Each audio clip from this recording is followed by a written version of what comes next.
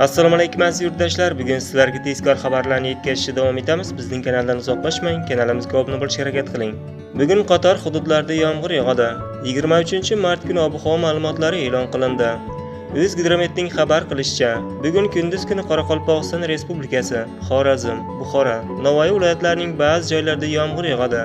Ayrim joylarda kuchli bo'ladi. Samarqand, Jizzax va Qashqadaryo viloyatlarida kechki tomon biroz yomg'ir yog'ishi mumkin.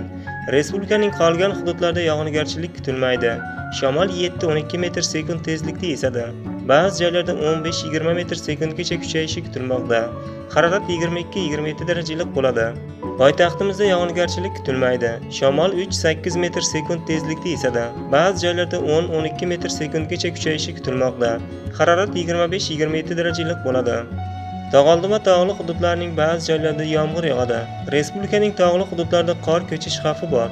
Respublikaning tog'oldi va tog'li hududlarida sel, suv toshqin hodisalari yuzaga kelishi mumkin. Shamol sharqdan 7-12 metr/sekund tezlikda esadi.